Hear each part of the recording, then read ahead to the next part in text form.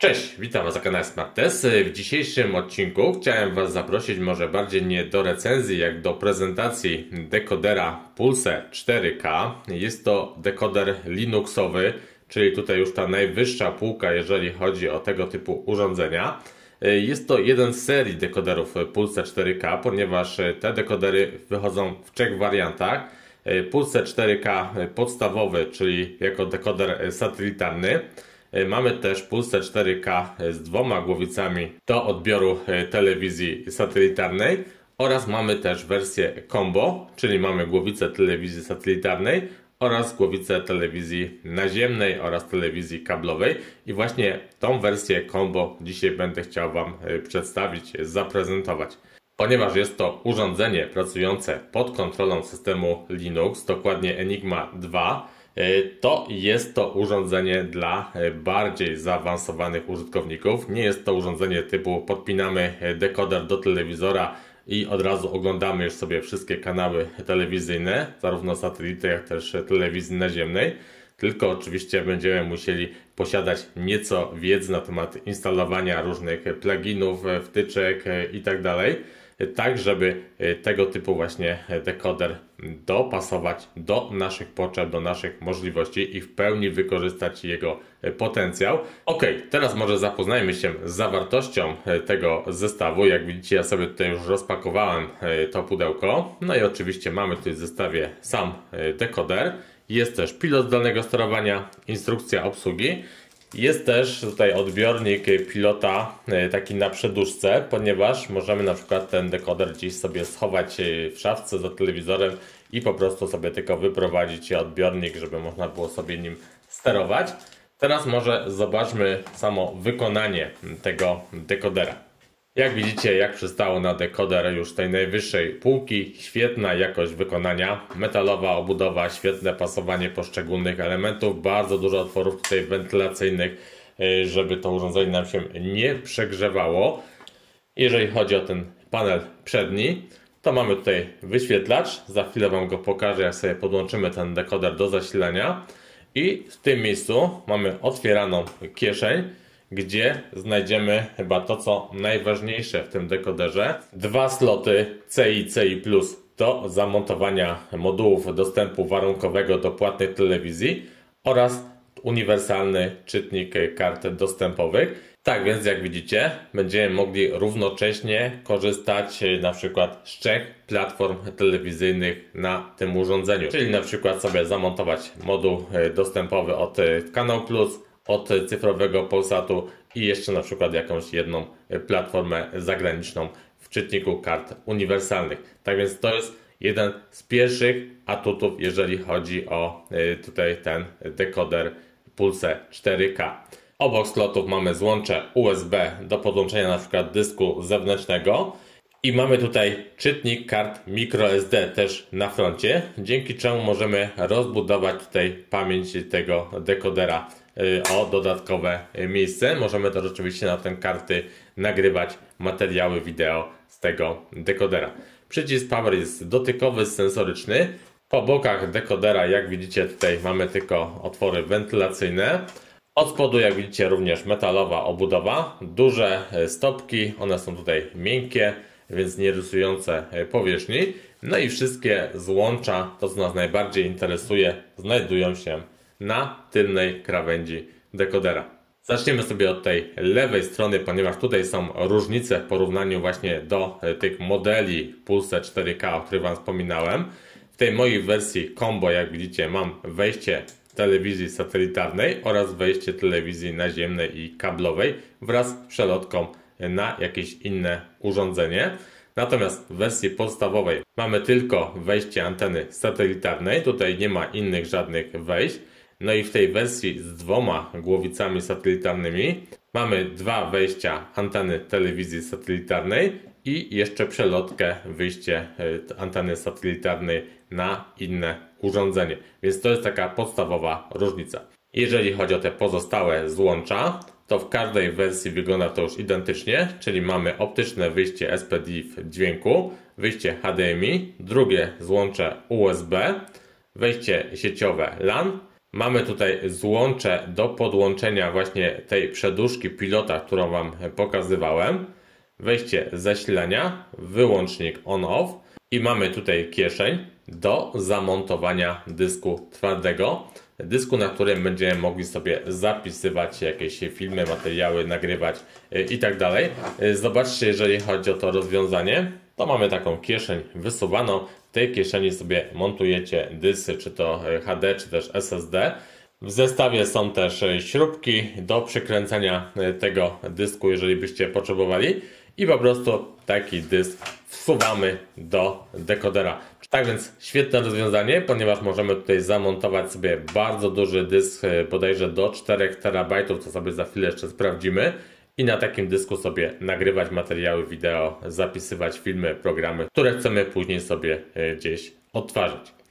Tyle odnośnie tutaj budowy, wykonania samego dekodera. Teraz może zobaczmy sobie jeszcze na pilota zdalnego sterowania. Tak wygląda pilot zdalnego sterowania do dekodera Pulse 4K. Jak widzicie, konstrukcyjnie bardzo dobrze się prezentuje. Dość duży, dobrze leży w dłoni, wyprofilowany odpowiednio. U góry specjalna powłoka w formie takiego szczotkowanego tutaj aluminium, natomiast oczywiście w czarnym kolorze. Przyciski tutaj numeryczne od dołu, następnie joystick do sterowania, zarządzania tutaj tym dekoderem. Podstawowe funkcje takie jak menu, exit, EPG, PVR po boku joysticka. Natomiast zwracam uwagę na bardzo małe przyciski do zmiany kanałów oraz do regulacji dźwięku. Jak widzicie, one są takiej samej wielkości jak przycisk info oraz lista kanałów ulubionych. No i myślę, że tutaj zdecydowanie mogły być one większe, ponieważ ta obsługa może tutaj być nieco mniej komfortowa niż w przypadku innych tego typu pilotów. Natomiast jeżeli chodzi o samo wykonanie tych przycisków, to tutaj już na naprawdę wysokim poziomie przyciski są podgumowane, mamy wyczuwalny skok przycisków, delikatne klikanie, niezbyt głośne, więc tak naprawdę konstrukcyjnie bardzo udany pilot. No i oczywiście w zestawie do tunera mamy też zasilacz. Zasilacz 12V 3A, czyli bardzo mocny zasilacz do tego dekodera. I tak naprawdę to jest wszystko, jeżeli chodzi o ten zestaw. Teraz chciałem, żebyśmy się na chwilę przenieśli na stronę producenta, gdzie pokażę Wam specyfikację techniczną i główne funkcje tego dekodera, a następnie podłączymy sobie go już do telewizora. Jesteśmy teraz na stronie marki AB.com i teraz zobaczcie, to jest nasza wersja combo, czyli z tunerem telewizji satelitarnej, tunerem telewizji naziemnej.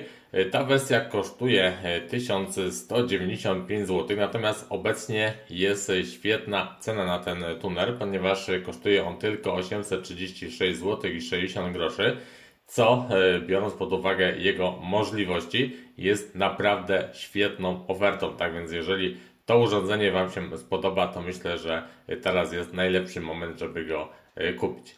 Teraz jeżeli chodzi o takie najważniejsze informacje odnośnie tego dekodera. Przede wszystkim, tak jak wspominałem, dekoder combo do odbioru telewizji satelitarnej oraz telewizji naziemnej. Oczywiście w rozdzielczości UHD 4K. System operacyjny Enigma 2, obsługa HDR, HDR10, HLG. Tak więc jak widzicie, wszystkie standardy są najnowsze obsługiwane. Bardzo duża wydajność, bardzo duża szybkość działania dekodera dzięki zastosowaniu 4-rdzeniowego procesora z 15 tysiącami DMPS, 8 GB pamięci flash, 2 GB pamięci RAM. Natomiast jak widzieliście, możemy rozbudować tą pamięć wewnętrzną za pomocą albo kart microSD, albo dysków na USB, albo też dysku, który możemy zamontować wewnątrz urządzenia. Tak więc tutaj te możliwości są bardzo duże. Oczywiście również obsługa telewizji kablowej. No i teraz jeżeli chodzi o pozostałe tutaj takie informacje, to przede wszystkim to, co Wam już wspomniałem na wstępie, czyli mamy te dwa sloty na moduły CI oraz jeden czytnik kart, tak więc możemy korzystać równocześnie z 3 platform telewizyjnych na jednym urządzeniu. To jest chyba jeden z największych atutów, jeżeli chodzi o ten dekoder. Kolejną dużą zaletą tego tunera jest jednoczesne dekodowanie dwóch modułów CI lub też dekodowanie dwóch programów z modułu CI w czasie rzeczywistym i to oczywiście przekłada się na komfort użytkowania, szczególnie jeżeli oglądacie jakieś materiały na żywo i równocześnie chcecie nagrywać inne programy telewizyjne, więc tutaj taka możliwość oczywiście jest i jest to bardzo rozbudowana funkcja. No i też kolejna funkcja, która mi się bardzo podoba w przypadku tego dekodera, to jest możliwość oglądania w czasie rzeczywistym transmisji telewizyjnych na różnych urządzeniach, czyli na przykład oglądamy transmisję na telewizorze, równocześnie druga osoba może oglądać sobie inny kanał na komputerze, jeszcze inna na przykład na tablecie, no i czwarta osoba na przykład na telefonie. Tak więc jak widzicie, mamy możliwość oglądania równocześnie 4 różnych kanałach na 4 różnych urządzeniach. Tak więc to jest też, myślę, świetne rozwiązanie. Tutaj są jeszcze przeliczenia odnośnie tych kart microSD, ile przy której karcie możemy godzin materiału zapisać, więc to sobie możecie poczytać, jeżeli Was to interesuje. Możemy też sterować tym dekoderem za pomocą aplikacji mobilnej na naszym telefonie. I tutaj zalecane są aplikacje DreamDroid dla Androida oraz E2 Remade Lite dla urządzeń Apple. No i tutaj mamy jeszcze taką pełną specyfikację techniczną, natomiast są to te wszystkie informacje, które Wam już przekazałem odnośnie tego dekodera. Jeżeli czegoś nie powiedziałem, no to możecie sobie tutaj doczytać właśnie w tej specyfikacji. Tak więc tyle odnośnie tej informacji ze strony producenta. Teraz sobie przejdźmy już do podłączenia tego dekodera do telewizora. Ok, dekoder mam już podłączony do telewizora, natomiast pamiętajcie, że jest to dekoder na systemie Linux, czyli praktycznie kupując taki dekoder, jest to dokładnie tak samo, jakbyśmy kupowali nowy komputer, nowego laptopa z granym tylko systemem operacyjnym, natomiast wszystkie aplikacje, wszystkie funkcje, z których będziecie potrzebowali korzystać, musicie już sobie instalować, dogrywać we własnym zakresie i podobnie właśnie jest w dekoderach Linuxowych. Oczywiście mamy tutaj wgrany system OpenATV, czyli ten jeden z najpopularniejszych, jeżeli chodzi o dekodery Linuxowe i możemy tutaj w pełni korzystać z wszystkich funkcji tego dekodera, czyli możemy tutaj sobie wyszukiwać kanały satelitarne, kanały telewizji naziemnej i sobie tutaj oglądać. Natomiast oczywiście, żeby w pełni wykorzystać możliwości tego typu dekodera, a też po to kupujemy, to oczywiście będziemy musieli posiąść tą nieco większą wiedzę odnośnie obsługi tego typu urządzeń i też oczywiście instalować odpowiednie pluginy, odpowiednie dodatki do tego urządzenia, żeby w pełni móc wykorzystać jego możliwości. Ja Wam dzisiaj tylko pokażę tutaj te podstawowe funkcje tego dekodera, jak to wygląda, jeżeli chodzi o menu, o obsługę, o ustawienia. Natomiast oczywiście tutaj Wy możecie grać sobie zupełnie inną tą nakładkę, inny tutaj system i to wszystko będzie już wyglądało inaczej. Więc tylko tak pokrótce pokażę Wam, jak to wygląda w przypadku tej fabrycznie wgranej wersji oprogramowania na dekoder Pulse 4K. No i teraz mamy info panel. Ja Wam tylko szybko te wszystkie funkcje przeklikam. Nie będę Wam tutaj jakoś opisywał tych wszystkich funkcji, ponieważ jeżeli macie jakąś wiedzę na temat tego typu urządzeń, to będziecie wiedzieć już, jak możecie to wszystko wykorzystać. Sam odbiornik tutaj, jak widzicie, ABCOM Pulse 4K. Mamy tutaj płytę główną oraz procesor HiSilicon 1,6 GHz 4 rdzenie. Wersję kompilacji, jądra, sterowniki, to wszystko możecie sobie tutaj przeglądać. Klikając tutaj jeszcze info na pilocie, mamy tutaj kilka okien jeszcze dodatkowych informacji o samym urządzeniu, więc jeżeli Was takie informacje interesują, to sobie tutaj zatrzymujcie film i analizujcie te dane. Następnie wchodzimy w urządzenia i teraz jak widzicie mamy dwie głowice A i B. Głowica A jest oczywiście do obsługi telewizji satelitarnej DVB-S2X oraz głowica B do obsługi telewizji naziemnej oraz kablowej. Pamięć ogólna, pamięć wbudowana w urządzeniu, pamięć flash, wolne miejsce, to możecie sobie sprawdzać. Jeżeli podłączycie sobie dyski, to będziecie to widzieć. Sieć. I teraz jeżeli chodzi o połączenie sieciowe. Jedna informacja, tuner nie ma wbudowanej karty Wi-Fi, więc łączymy się tylko za pomocą przewodu internetowego podłączonego bezpośrednio do dekodera. Natomiast możecie wykorzystać takie zewnętrzne karty Wi-Fi. Ja sobie podłączyłem do tego dekodera kartę Wi-Fi marki Edition, którą akurat miałem z jakiegoś dekodera i powiem Wam, że również ta łączność bezprzewodowa bez problemu wówczas Wam będzie działała. I teraz przechodzimy do ustawień. Ustawienia obrazu, ustawienia podstawowe. Ustawienia tutaj widzicie wyjścia wideo, automatyczna rozdzielczość, tryby. Maksymalnie oczywiście możemy ustawić sobie 4K. W ustawieniach rozszerzonych mamy jeszcze regulację jasności, barwy, ostrości, nasycenia. Ekrany testowe do kalibracji tutaj obrazu. Jeżeli chodzi o dźwięk, to jest bardzo podobnie, ustawienia podstawowe i tu znowu możemy włączyć AC3, DTS i te wszystkie tutaj sobie ustawienia zmieniać. Regulacja głośności to nie będę Wam pokazywał. Ustawienia napisów też dużo ustawić odnośnie kolorów, na przykład napisów w telegazecie, pozycji napisów, wyrównania i tak dalej. Jak widzicie, dwa ekrany ustawień, więc każdy tutaj znajdzie na pewno coś, co będzie mu najbardziej odpowiadało. Automatyczny wybór języka i tutaj też wszystkie te ścieżki dźwiękowe, preferowane języki i to wszystko możecie sobie też ustawiać, konfigurować, więc jest tego bardzo dużo w porównaniu do takich klasycznych dekoderów. Obsługa i interfejs. I teraz zobaczcie, tutaj mamy kolejne opcje odnośnie konfiguracji. Tutaj też możemy wszystko sobie zmieniać odnośnie ustawień samego OSD, począwszy od tutaj czasu wyświetlania takiego OSD poprzez tutaj różne animacje, różne tryby do ustawień, które możecie zmieniać ścieżki, menu ekranowe i tak dalej. Więc sobie tylko szybko to przeklikamy. Konfiguracja przycisków. Tutaj też różne działanie przycisków po na przykład krótkim naciśnięciu, długim. Każdy przycisk możemy sobie to konfigurować, przypisywać mu funkcję, więc też bardzo dużo możliwości i każdy to oczywiście może sobie inaczej ustawić, tak jak będzie mu to najbardziej odpowiadało. Ustawienia wyboru kanałów. I tutaj znowu zobaczcie różne funkcje, które możecie sobie wybrać, ustawić, jakieś podglądy list kanału, zmiany trybów tych list kanałów i tak dalej, i tak dalej. Też mamy tutaj dwa ekrany aż tych ustawień, więc jest tego naprawdę bardzo, bardzo dużo. Przechodzimy dalej, to znowu jest opcja dostosuj. Tutaj znowu mamy tryby odnośnie różnych ustawień, które też warto przeglądnąć i ustawić, skonfigurować sobie te wszystkie funkcje już pod siebie. Podobnie to wygląda też w innych dekoderach linuxowych, więc tutaj myślę, że jeżeli ktoś miał już taki dekoder, no to tutaj dla niego nie jest to zaskoczenie. No, natomiast jeżeli do tej pory korzystaliście z takich zwykłych, prostych dekoderów, to myślę, że ta ilość funkcji, możliwości konfiguracji może Was na początku przerażać. Wybór skóry tutaj oczywiście mamy tylko jedną domyślną, natomiast możemy oczywiście też dogrywać sobie kolejne do takiego urządzenia i to wszystko sobie też zmieniać. Są ustawienia tutaj wyświetlacza na tym głównym tutaj naszym panelu i tutaj też możemy sobie te różne funkcje zmieniać, regulować jego jasność, czy to w trybie pracy, czy też w trybie tutaj uśpienia. Możemy przygasić ekran po jakimś tutaj określonym czasie, możemy też zarządzać tą diodą na panelu wyświetlacza, którą możemy włączyć lub też wyłączyć, więc też dużo ustawień.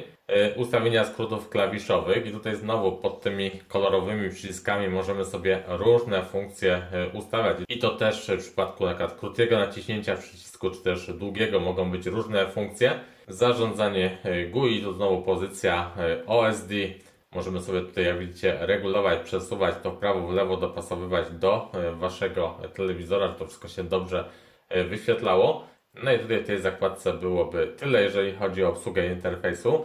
Następna zakładka to jest EPG i tutaj znowu kolejne ustawienia odnośnie usługi multi-EPG, jak to ma wszystko wyglądać. Ustawienia infobara w EPG, też możemy to zmieniać według własnych preferencji. Na przykład tutaj ustawienia graficzne takiego infobara, też możemy to zmieniać sobie liczbę wierszy, czas bazowy, pomijać puste kanały, przycisk OK, krótkie, długie przyciśnięcie, co ma oznaczać.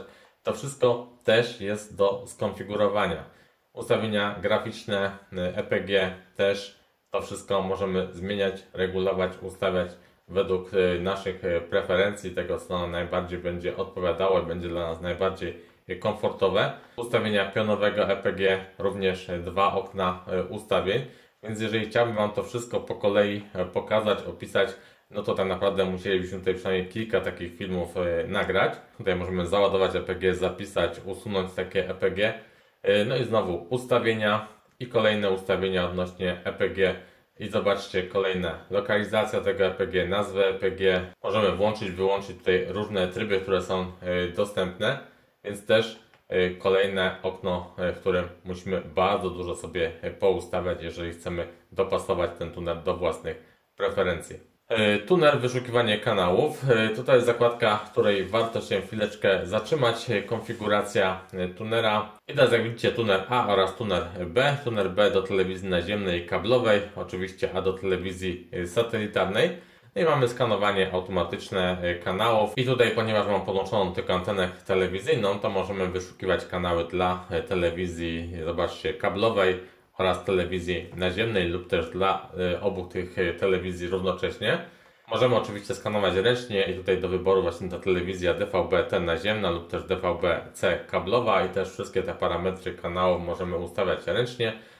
Blind scan, siła sygnału, sprawdzanie, skanowanie tunera DVB-C, czyli telewizji kablowej, ustawienie pozycjonera, jeżeli byśmy mieli jakiś pozycjoner do obrotu na przykład waszej anteny, to też możecie to sobie tutaj gdzieś konfigurować. Moduł kontrola rodzicielska. Tutaj oczywiście mamy ustawienie, zarządzanie modułami CI. Tryby działania tutaj do wyboru, 3 opcje lub też tryb automatyczny.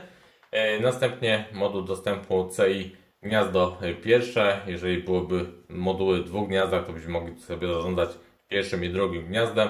Kontrola rodzicielska, czyli zabezpieczenie kanałów PIN-em, czy też dostępu do ekranu. Zarządzanie oprogramowaniem. I teraz mamy zarządzanie rozszerzeniami. Aktualizację katalogu oprogramowania, czyli wyszukiwane są teraz aktualizacje dla poszczególnych tutaj funkcji. I jak widzicie, 20 aktualizacji odnośnie tutaj różnych ustawień zostało wyszukane. Następnie aktualizacje oprogramowania, to wszystko po sieci i zobaczmy teraz, jak to będzie wyglądało, jeżeli chodzi o takie aktualizacje, różne pluginy, które możemy sobie dogrywać. Aż 286 pozycji nam się tutaj pojawia i każdą z tych pozycji oczywiście będziemy mogli sobie tutaj pobrać, ale oczywiście do tego już jest potrzebna pewna wiedza odnośnie działania tego typu urządzeń, tych pluginów, więc tutaj raczej dla osób, które są bardziej już zaawansowane, jeżeli chodzi o obsługę. Wgrywanie oprogramowania online, tutaj mamy wersję akurat naszego OpenATV do wyboru. No i opcje zaawansowane, i tutaj znowu zaawansowane odzyskiwanie, lokalizacja kopii i tak dalej. Wejdźmy sobie zarządzania oprogramowaniem, przejdźmy sobie do systemu i tutaj mamy ważną zakładkę ustawienia odnośnie sieci, konfiguracja urządzeń. Teraz zobaczcie, ja mam właśnie tutaj podłączoną tą kartę sieciową zewnętrzną i korzystam w tym momencie z połączenia internetowego poprzez właśnie łączność Wi-Fi. No i pozostałe opcje odnośnie tej sieci, ustawienia montowania, hasła, SAT-PI, Samba, FTP, INADYN, Mini DLNA, NFS, OpenVPN. Tutaj, no jak widzicie, bardzo dużo możliwości ustawień, więc też trzeba mieć tutaj pewną wiedzę, do czego to wykorzystać i jak to skonfigurować. Mamy HDMI-C, możemy tą funkcję włączyć i też jeżeli chodzi o ustawienia, to również zobaczcie, bardzo dużo opcji, jeżeli chodzi o konfigurowanie, więc jeżeli wasz telewizor obsługuje HDMI-C i sterowanie pilotem od tunera, to jak widać też można sobie to wszystko bardzo fajnie skonfigurować. Ustawienia czasu, ustawienie crash loga, przywracanie ustawień fabrycznych. I to są chyba takie najważniejsze zakładki, jeżeli chodzi o ustawienie.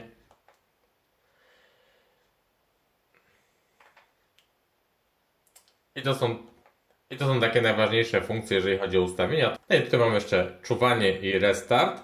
I możemy z tej opcji przejść na głębokie czuwanie, na zwykłe czuwanie. Mamy selektor obrazów, wyłącznik czasowy, tryb odzyskiwania, restart i restart GUI. I tak naprawdę to jest wszystko, jeżeli chodzi o te ustawienia w menu dekodera. I teraz jeszcze zobaczcie, pod zielonym przyciskiem mamy dostęp do przeglądarki wtyczek. Takie wtyczki są dostępne w urządzeniu do zainstalowania, natomiast oczywiście będziemy mogli pewno doinstalować sobie te wtyczki z innych źródeł. Następnie przycisk żółty, tutaj zarządzanie ścieżkami audio. Możemy tutaj włączyć, wyłączyć AC3, DTS, kanał audio możemy też sobie tutaj regulować. No i przycisk niebieski. Tutaj również mamy dostęp do tego menu tunera, tylko w nieco innej tej formie graficznej, ale są te same zakładki: menadżer oprogramowania, system, podmontowanie, sieć, ustawienia AV, ustawienia tunera, wtyczki, dysk twardy, zarządzanie. Więc jak widać tutaj też z tej pozycji możemy tymi wszystkimi funkcjami sterować.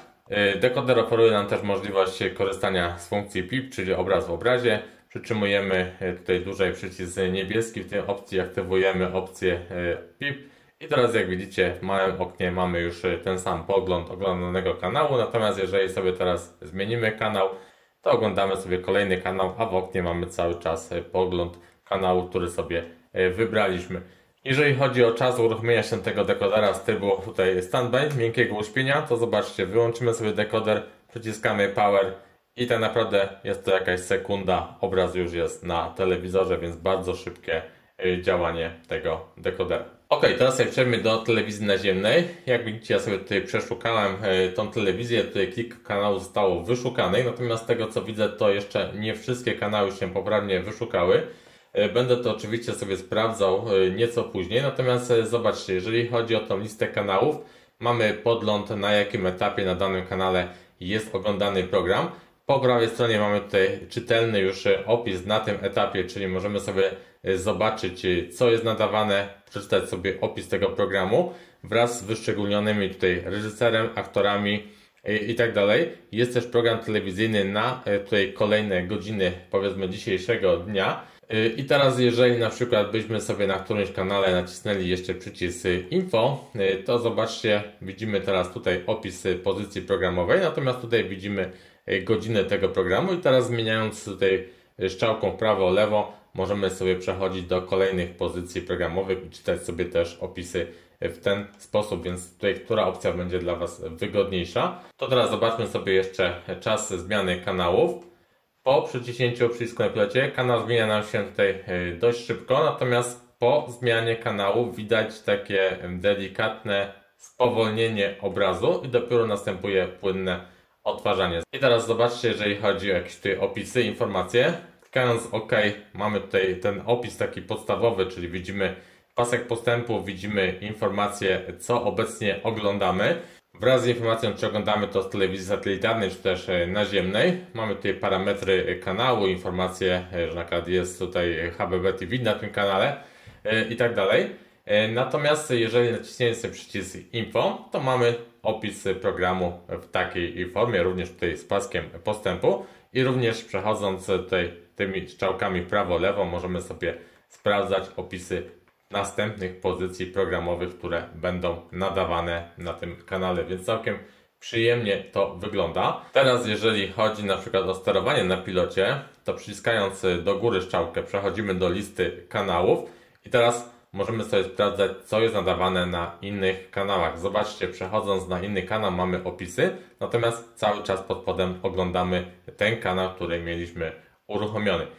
Jeżeli przejdziemy strzałką w prawo lub lewo, to mamy takie krótkie EPG, czyli widzimy też, co jest na tym kanale nadawane i też możemy sprawdzić sobie tutaj program dla jakichś innych kanałów w takiej małej formie na pasku pod filmem, który oglądamy. Natomiast przycisk EPG rozwija nam już pełne EPG, takie już w formie telewizyjnej, bardzo czytelne, bardzo dobrze wyglądające, gdzie możemy sobie już sprawdzać wszystkie te pozycje programowe. I z tej pozycji oczywiście też możemy sobie programować nagrania, dodawać na przykład timery, ustawiać sobie, czy ma być to nagranie, czy też się nam dekoder przełączyć na dany kanał, nagrać, czy tylko nagrać, lub też tylko przełączyć na wybrany kanał.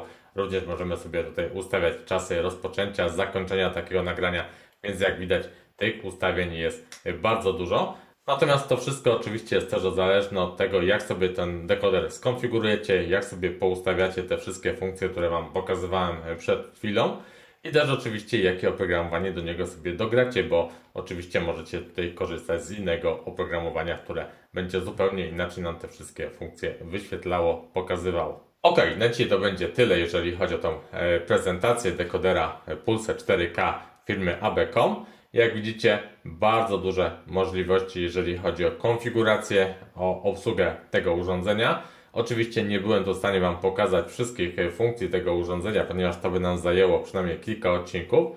Natomiast oczywiście największe zalety to przede wszystkim system Linux. Mamy tutaj to oprogramowanie ATV, możliwość korzystania zarówno z telewizji satelitarnej, jak też naziemnej. No i przede wszystkim dwa moduły CI, czyli możemy zamontować sobie zarówno moduł Kanał Plus, jak też na przykład Polsatu cyfrowego, plus dodatkowy czytnik kart warunkowego dostępu, czyli dodatkowo trzecia platforma. Możemy zamontować wewnątrz dysk, możemy nagrywać materiały na dysk wewnętrzny, na pendrive'a, na kartę microSD.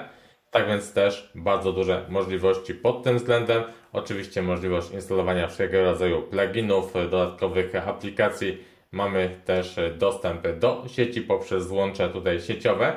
Obsługuje też ten dekoder, jak widzieliście, karty zewnętrzne Wi-Fi.